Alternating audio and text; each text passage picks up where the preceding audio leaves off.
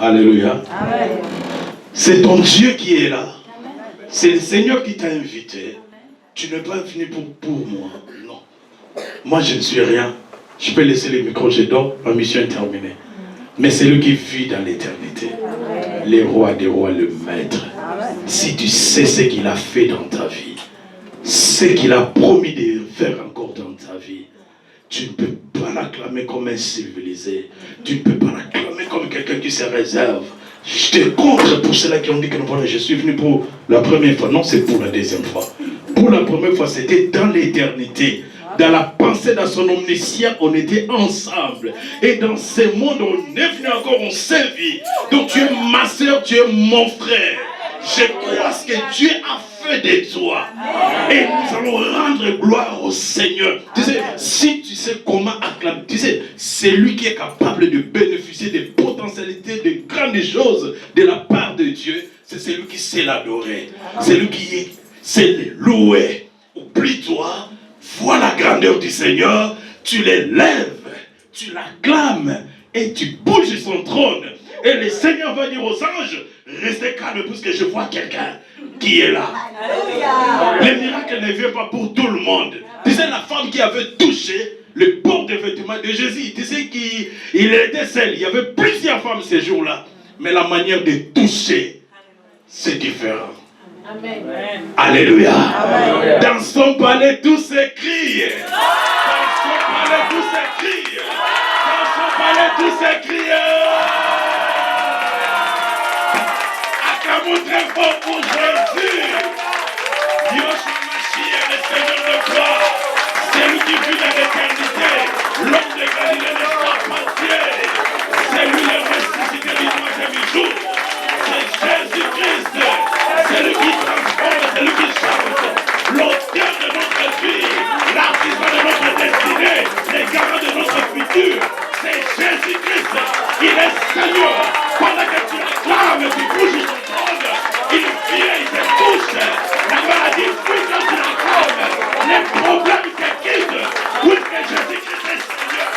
Là où Jésus-Christ est Seigneur, les trônes du diable ne peuvent pas résister. Oh, j'aime Jésus. J'aime Jésus. C'est comme a demandé ma jeunesse. C'est comme a levé l'orgueil. C'est comme il m'a brisé. C'est Jésus-Christ. Je n'ai pas honte pour l'acclamer. Je n'ai pas honte pour le prêcher. Partout, il faut faire ça. Il faut faire ça. Et tu vas sentir la gloire du Seigneur. Amen. Alléluia. Est-ce qu'on peut se saluer pour l'amour du Seigneur? Vérifie si tu vas saluer au moins 15 personnes. Saluons-nous. Alléluia. Je sens la grâce du Seigneur. Gloire à Dieu. C'est la deuxième fois qu'on se voit. C'est la deuxième fois. Alléluia. Soyez bénis. Sois béni.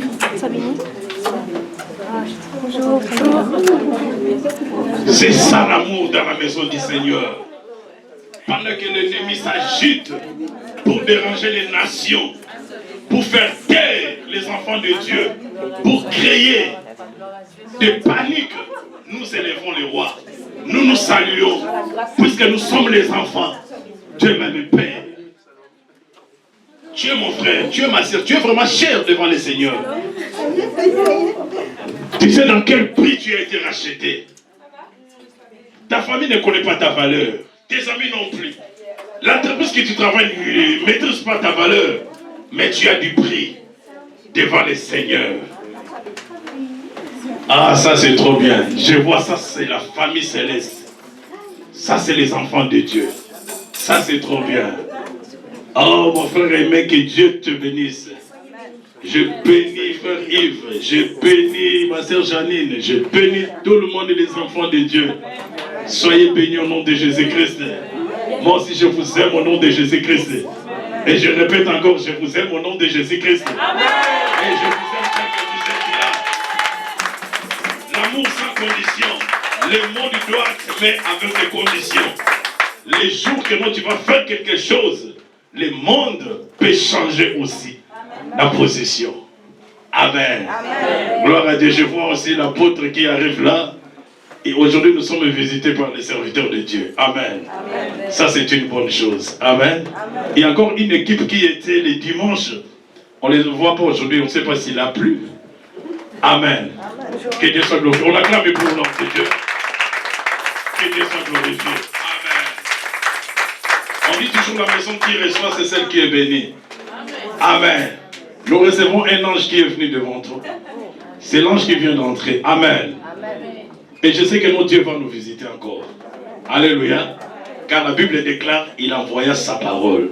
Et sa parole est guérie. Partout où il y a les enfants de Dieu, il y a toujours des signes. Il y a des choses qui se passent devant le Seigneur. Alléluia. Nous devons expérimenter la puissance du Seigneur.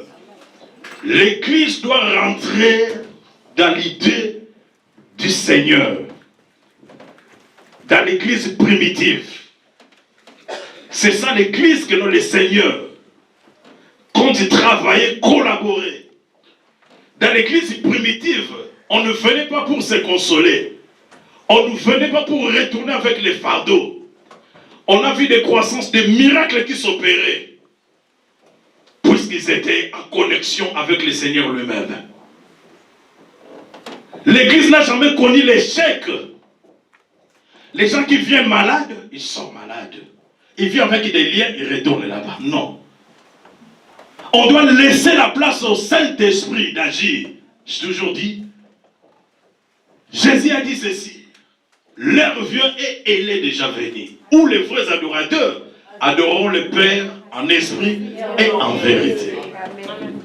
C'est vrai, on prêche la vérité. J'aime comment les hommes de Dieu décortiquent la parole. J'aime la parole aussi. Mais où est la place de l'esprit? Où est la place de l'esprit? L'esprit qui est la sentinelle. C'est lui qui veille sur l'épouse. Quand l'épouse sera enlevée, son rôle sera terminé. Les rétrogrades qui vont rester, ils resteront sans le Saint-Esprit. Il y aura des prédicateurs, il y aura des églises qui vont tenir des campagnes, des croisades. Il y aura des persécutions. Le sang de Jésus n'aura pas d'efficacité puisque l'épouse est déjà partie. Et pour entrer dans le royaume, il faut payer le prix de ton propre sang par des persécutions. C'est pourquoi nous devons profiter. Nous devons profiter pendant que le Saint-Esprit est là. C'est lui qui a les sceaux. C'est lui qui atteste en nous que nous sommes les enfants de Dieu. C'est ce qui crie en nous, Abba Père. Nous sommes les enfants du royaume. J'ai toujours commencé mon message par préparer le peuple de Dieu. Nous avons besoin de la bénédiction, c'est bien. Nous avons besoin de la délivrance, c'est bien. Mais la vraie bénédiction, la vraie délivrance, c'est de quitter ce monde. C'est être enlevé. Et ce jour-là, tu sois auprès du Seigneur. De jour au jour, nous nous préparons pour l'enlèvement et la mort aussi. La mort peut te surprendre. Après la mort, il n'y a pas de sacrifice. Après la mort, la Bible déclare, il est réservé aux hommes de mourir qu'une seule fois, après quoi vient le jugement. Il n'y a pas de sacrifice. Il n'y a pas de culte. Il n'y a pas de messe de requiem.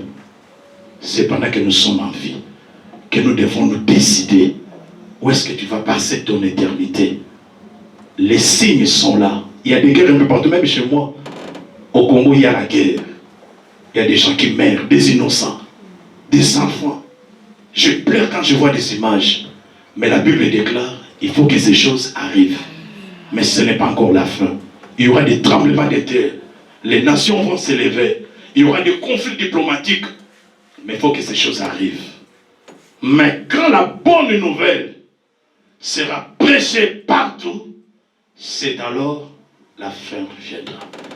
C'est pourquoi nous devons écouter la parole du Seigneur. Nous devons nous préparer. Nous sommes des pèlerins. Notre cité, ce n'est pas ici. Nous venons auprès du Seigneur. Une question, est-ce que nous allons tous retourner là-bas? Même Satan a été créé par Dieu. Il connaît les succès du royaume, mais il a désobéi. Mais toi aussi, enfant de Dieu, pose-toi la question, est-ce que je verrai le Seigneur qu'on a tant loué, tant chanté, tant prêché, et que ces jours-là, le Seigneur te regarde, tu viens avec une grosse Bible et te dit, toi passe à gauche, je t'ai jamais connu. Amen. Quelle honte devant les anges et devant les âmes que nous prêchons aussi. Préparons-nous, il vient bientôt. Amen. Amen. Que Dieu vous bénisse. Amen. Nous allons écouter la parole du Seigneur.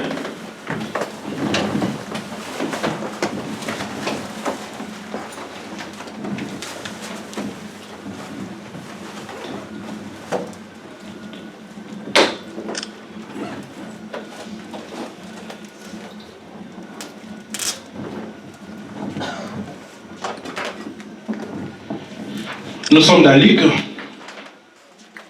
18, nous allons commencer à partir du 35e verset jusqu'au 43e. Luc 18, 35.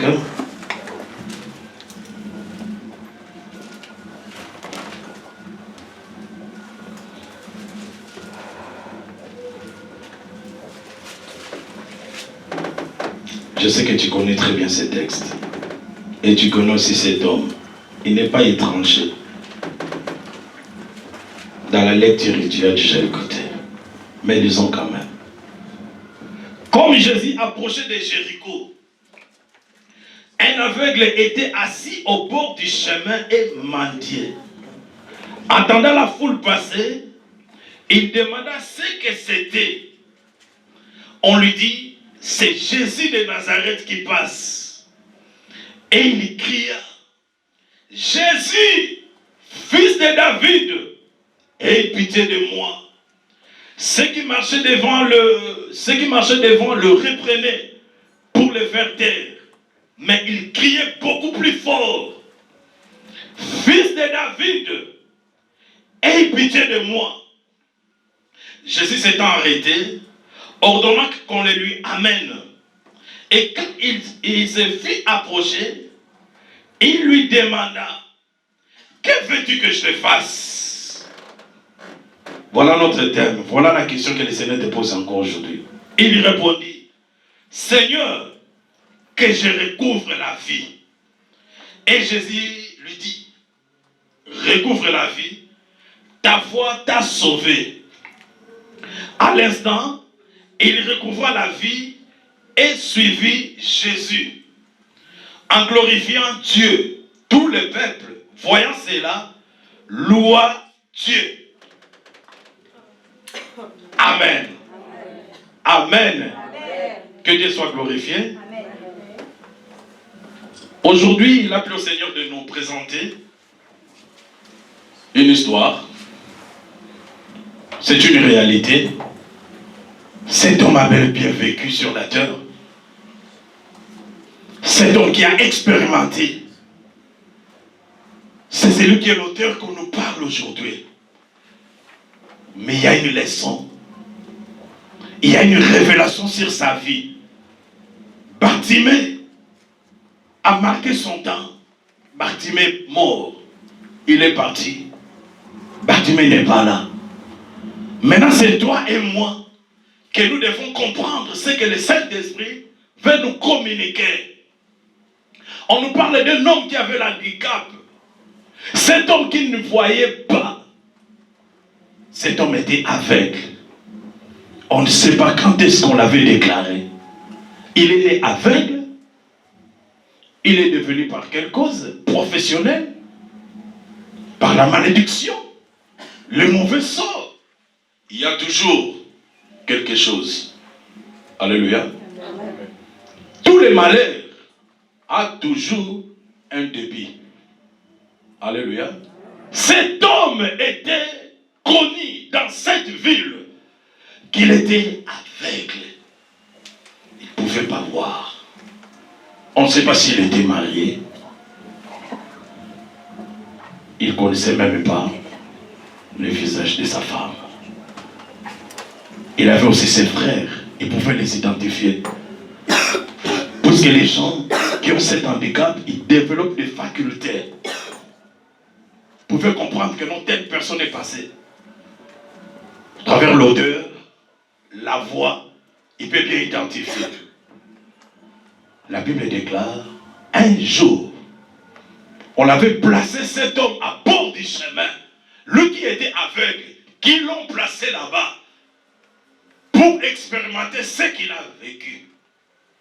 Certainement qu'il y avait des personnes. C'est pourquoi dans la vie, il ne faut jamais négliger des gens. Tu ne connais pas ce que Dieu peut faire. Alléluia. Surtout celui qui connaît Dieu.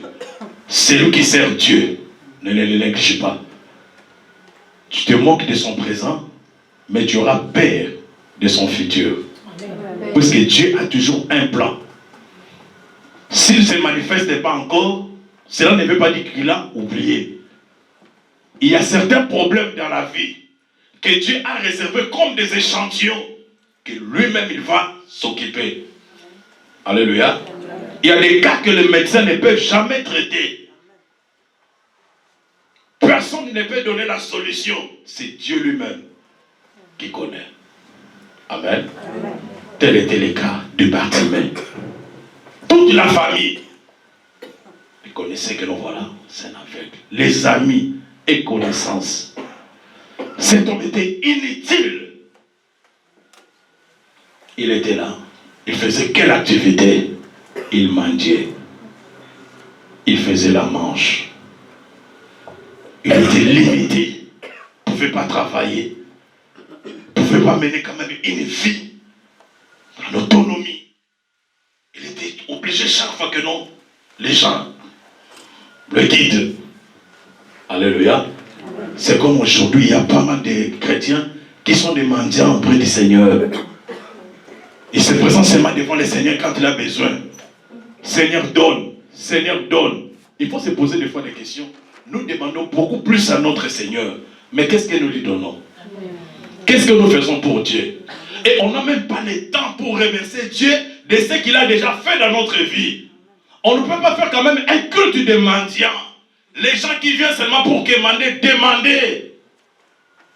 Les gens n'ont pas besoin de Dieu, mais ils ont besoin des choses de Dieu. Ils ont besoin de la bénédiction de Dieu. Un Dieu qui bénit. Mais il y a quand même des instructions. Et puis, il y a aussi un processus. Dieu a sa façon de fonctionner. Il était là. Il faisait la manche. Un jour, je crois que non, c'était d'habitude. L'habitude de cet homme, on le plaçait là-bas. On ne sait pas si c'était au profit de la famille. Certainement que nous, il y avait des gens, même si on leur donne les billets, il y avait des billets, il y avait aussi des centimes. Ils ne pouvaient pas distinguer. Ils prenaient tout. Puisqu'ils n'avaient pas la vue. Alléluia. Mais il entendait beaucoup de gens qui passaient. Je crois que dans cette ville, il y avait des serviteurs de Dieu. Comme au temps des Samaritains, de cet homme qui était frappé. Il y avait des grands serviteurs qui passaient outre. Des prophètes, des apôtres. Comme aujourd'hui, les gens qui tiennent la Bible aiment des titres. Hier, il était évangéliste et aujourd'hui, le bishop. Demain, une fois que non, ça ne suffit pas, archibishop. Des titres n'amènent rien. Ça fait des années, je suis toujours pasteur. Alléluia. Ça ne me gêne pas, tu m'appelles pasteur. Amen. Malgré que nous, il y a plusieurs pasteurs consacrés. Mais je reste toujours pasteur. Je sais que notre Dieu va t'utiliser.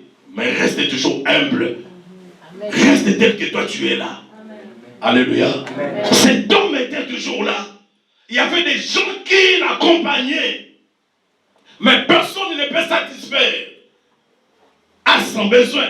Personne ne savait ce qu'il ressentait en lui. Or, son problème, c'était la vie. Il voulait aussi voir le monde. Il voulait se réjouir quand tu lèves le matin. Lève-toi, bénis le Seigneur. Pour toutes ces facultés de membres qui fonctionnent. Dis Seigneur, merci pour la vie. Je vois le monde, je vois mes enfants, je vois la famille. Merci Jésus. Ça m'étonne quelqu'un qui se lève le matin, il n'a rien à adorer, rien à dire au Seigneur.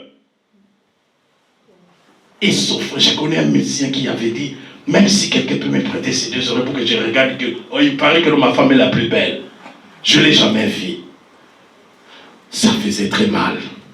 Il faut voir aussi. Qu'est-ce qui s'est passé dans la vie de Bartimée? Il ne voyait personne. Il entendait. L'ennemi avait détruit ses yeux. La vie était détruite. Écoutez, frères et sœurs. Je te jure, même si les voleurs entrent chez toi, il ne va pas tout prendre. Ça m'étonne que quand les voleurs viennent, ils prennent même le meuble. Il prend ton lit. Non. Non, ça, c'est pas un voleur. Il faut regarder si c'est encore qui. Il va prendre des sortes de valeurs. Et puis il part. De même que le diable pousse que c'est lui le meilleur voleur. On l'appelle que les voleurs. Mais il ne vole pas tout, il ne détruit pas tout. Il laisse toujours quelque chose dans la vie. Et Dieu peut encore utiliser le reste. Ce qui est resté, Dieu peut encore le multiplier, le fructifier et puis le faire quelque chose. Les yeux étaient abîmés, mais Satan avait fait l'erreur. Il fallait tout détruire. Il y a de l'espérance pour ceux qui vivent. Aussi longtemps que tu es en vie, il y a toujours de l'espoir. Ne te désespère pas. Satan n'a pas tout détruit. Tu n'as encore rien perdu. Quelqu'un qui peut regretter, c'est celui qui n'est pas encore né et celui qui est déjà mort. Mais toi qui vis, il y a toujours de l'espoir. Satan n'avait pas tout détruit. Alléluia. Amen. Il a détruit les yeux, mais il a fait l'erreur. Il a laissé la bouche. Amen. Alléluia. Amen. Il a laissé aussi les oreilles pour entendre l'écho. Il y avait trop d'échos qui venaient un peu de partout. Il y avait des foules qui venaient, pas mal de bruit. Est-ce que parmi les bruits, il y avait l'écho, les sons? Il faut savoir discerner. Quel est l'écho qui apporte? Quel est le bruit qui annonce? Sinon, on sera dans la confusion. Alléluia. Cet homme a écouté un bruit. Il a dit, d'habitude, j'attends quand il y a des bagarres. Quand il y a la guerre. Quand il y a un problème, j'attends la bruit. Il y a des bruits qui arrivent. Mais ces bruits, ce n'est pas d'habitude. D'habitude, je n'attends pas ces bruits. C'est que ces bruits peuvent m'apporter quelque chose dans la vie. Je vais te dire que non, il n'y a aucun écho, il n'y a aucun son. Si ce n'est que Jésus qui a dit, mes brebis connaissent ma voix. L'heure vient, elle est déjà venue. Ou même les morts entendront la voix du Fils de l'homme.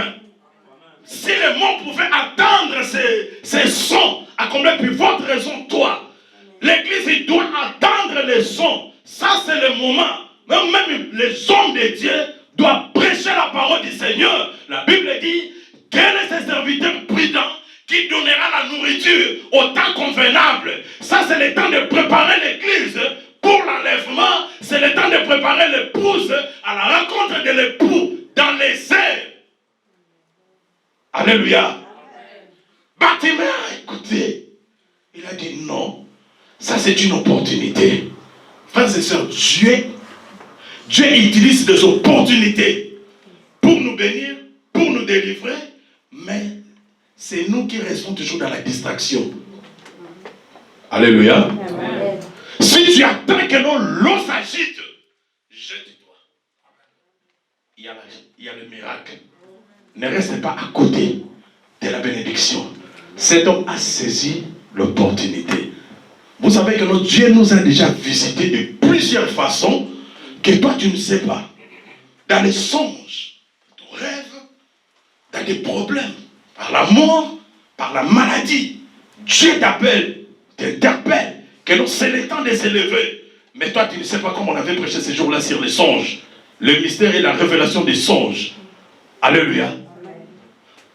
Il a écouté. Il commença à crier. Où est-ce qu'il avait eu cette révélation? Alléluia. Quand tu as un problème, il faut crier. Il faut savoir sonner la trompette. La trompette, c'est ta prière. Il faut savoir crier devant le Seigneur. Bartimée criait. Jésus-Christ ne criait pas ma mère. Il ne criait pas docteur. Il ne criait pas charlatan. Il ne criait pas pasteur, il ne criait pas prophète, il criait Jésus-Christ. La Bible déclare, quiconque invoquera le nom du Seigneur Jésus-Christ, il sera sauvé. Il a crié Jésus-Christ, fils de David, comme un vrai juif. Il connaissait la descendance de Jésus-Christ sur la royauté de David. Il a crié Jésus-Christ, fils de David. Quelle précision! Aie pitié de moi. Alléluia. Amen. Je te toujours dis que non, si Dieu nous guérit, Dieu nous bénit, Dieu change nos situations, c'est par compassion. Il n'est pas obligé de le faire. Alléluia. Mais c'est par compassion qu'il a envers nous. C'est pourquoi quand on vient auprès du Seigneur, vois comme tu n'as rien, ta personne, tu n'as pas de capacité, tu n'as pas d'intervention sur ce monde. Mais quand tu viens, tu comptes sur quelqu'un, sur ta tête, tu ne verras pas son intervention. Cet homme a crié les secours. Il a crié secours devant le Seigneur. Jésus, tu vois ma situation. Jésus, tu vois mon problème. Jésus, tu vois mes difficultés. Jésus, tu vois ça, mais je ne peux pas tout dire. Mais Jésus, fils de David, aie pitié de moi. Tu crois que dans ces jours-là, il n'y avait pas de malades, il n'y avait pas de stériles, il n'y avait pas de personnes qui avaient des problèmes. Ils étaient là, mais ils ne savaient pas comment saisir l'opportunité. Pour eux, c'était du spectacle. Ils étaient venus pour contempler tout simplement comment Jésus opérait. Jésus fait, écoute, quand tu viens à l'église, juste pour voir ce que le Seigneur est en train de faire avec l'autre, tu vas continuer toujours comme ça et tu sors tel que tu es venu. Le problème, c'est tout que non, il faut dire que non, Jésus ne voit pas tout le monde, il voit que moi. Jésus est venu pour moi. Jésus voit mon problème. Jésus voit seulement mes difficultés. Il ne voit personne. À l'église, moi, je ne peux pas voir que non, à gauche et à droite, ou avoir honte de qui. Alléluia. Il faut voir ton Jésus, savoir parler, savoir crier, humilier ton âme devant le Seigneur. Crie dans ton cœur. Crie quand toi tu fais des insomnies. Crie quand tu vois que non, tu es au bout du tunnel. Crie quand tout est sombre. Crie quand la mort est venue. Crie devant le Seigneur. Crie quand tu es oppressé. Crie quand tu as des difficultés. Crie quand tu es assiégé par les démons. Les démons se déchaînent dans ta vie. Crie au Seigneur Jésus-Christ. Il voit, il t'attend. C'est ton Père. Mes brebis connaissent ma voix. C'est que si nous connaissons sa voix, lui aussi il connaît aussi les nôtres. Jésus connaît la voix des détresses. Il connaît nos problèmes. Cet homme continue à crier. Alléluia. Et les gens qui étaient là, ils ont dit même, écoute, mais tu fais des bruits toi, reste calme. Tu ne sais pas que le roi passe. Reste calme. Amen. Qu'est-ce qui peut te faire taire? Qu'est-ce qui peut te faire retenir encore, pour pousser encore, pour avancer encore dans la foi, pour pousser encore des cris, pour aller encore monter? Chercher des stratégies pour que notre prière soit écoutée. Les dimanches disaient que nous voilà, ce n'est pas que nous, et ce n'est pas tellement toi. Dieu a plusieurs enfants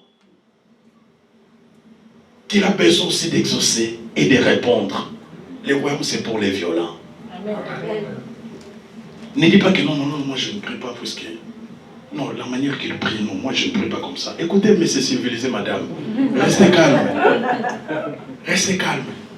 Prie doucement, calmement. Ça c'est trop bien. Tu pries religieusement, ça c'est bien. Amen. Mais nous au moins on sait très bien que le royaume, c'est pour les violents. Cet homme a fait violence. Il a dit que non, je ne laisserai pas cette opportunité. Quand tu attends les témoignages, les gens qui témoignent, parce que moi, ma vie et le ministère, c'est toujours des signes. Ce n'est pas moi, c'est Jésus-Christ. Je jour dis que non, les jours où le Seigneur va cesser d'opérer des signes et des prodiges, je vais encore retourner encore pour revoir encore cet appel. Alléluia. Puisque c'est Dieu, il faut faire la violence. Il faut faire violence. S'il ne te touche pas, toi tu le touches. S'il ne vient pas vers toi, saute vers lui. C'est Jésus-Christ. Collabore avec le Saint-Esprit, il va te montrer des stratégies. Comment toucher Dieu. C'est lui qui connaît même les pensées de Dieu. C'est lui qui prend les nôtres et l'amène là-bas. De même, il prend aussi là-bas et il nous amène. Collabore avec le Saint-Esprit, tu vas comprendre la faiblesse de Dieu. Alléluia. Et que la violence. Et puis il était prêt. Pour recevoir, il faut être prêt. Cet homme était assis dans les chemins. Ce n'est pas dans n'importe quel chemin qu'on peut croiser Jésus. Jésus n'est pas chez les charlatans. Tu entres là-bas, ils font semblant aussi d'ouvrir la Bible. Nous connaissons aussi. Les gens qui font l'exorcisme. Que non, nous aussi, tu vois, nous aussi on prie. Non. Ce n'est pas ça les chemins. Tout chemin peut le amener à Rome, mais tout chemin ne mène pas au royaume, puisque c'est Jésus-Christ qui est le chemin, la vérité et la vie. En dehors de Jésus-Christ, il n'y a pas de chemin. Nul ne peut venir au Père sans passer par moi. C'est lui le pont de la nouvelle alliance. C'est lui qui est en train d'intercéder jusqu'aujourd'hui. Il est parti au ciel pour intercéder. Nos prières ne suffisent pas. C'est le Seigneur qui est en train d'intercéder. Mais bientôt, il va terminer le rôle d'intercesseur. Il va prendre le doge et puis il va revenir comme juge. Il était parti comme agneau. Il ne parlait pas, mais il va retourner comme un lion. Alléluia. Il criait. Mais quand toi tu es affecté, tu as des problèmes. Il y a des problèmes dans ta vie. Qu'est-ce que toi tu fais? Tu restes calme. Au jour de la détresse, si tu es faible, ta force ne sera que la détresse. Alléluia. Amen. Tu croises les bras. L'ennemi règne. Les trônes du diable s'élèvent dans ta famille, dans ta vie. Tu vas continuer toujours à souffrir. Puisque dans le monde des ténèbres, il n'y a pas de pardon, il n'y a pas de merci, il n'y a pas de reconnaissance. Leur activité qu'ils font, c'est dérober, égorger et détruire. Pendant que l'Église, au lieu de s'élever pour accomplir les tâches que le Seigneur nous a données, de chasser les démons, de purifier les lépreux, de bénir les gens, l'Église croise les bras. Alléluia. Cet homme criait. Jésus a dit que non, non, non. J'attends des bruits. J'attends que non, tout le monde veut me toucher. Mais il y a un cri qui retient mon attention. Amène-moi cet homme. Je te dis que non, personne n'a le droit de t'arrêter. Personne n'a le droit de te retenir pour crier devant le Seigneur, puisque toi tu es lionceau. Dans Proverbe 30-30, la Bible déclare, les lions ne reculent devant qui que ce soit. Et surtout quand tu es blessé, quand l'ennemi te blesse par la maladie, par des blocages, par des maris, femmes de nuit, par des problèmes, des difficultés, chômage, par des insomnies, des cauchemars, enfant de Dieu, ne reste pas lionceau, mais vas-y, attaque, avance, et allez-y. Il continue à crier. Il disait que non, non, je vais continuer. Plus qu'on le fait, plus il écrit encore très fort. Quand il y a des problèmes, il y a des difficultés dans les foyers, continue toujours à prier encore très fort. Si l'ennemi te coince pour te faire fatiguer, décourager, multiplie les stratégies. Tu dis que non, j'ai prié la nuit. Je crois que non, tu n'as pas compris. Cette fois-ci, tu auras 15 jours à jeûne. Alléluia. Il faut monter toujours. L'ennemi sera confondu, il va dire mais non, je ne comprends pas. Il t'attaque par les finances. Il voit que non, toi tu vas devant la face du Seigneur. Tu dis Seigneur,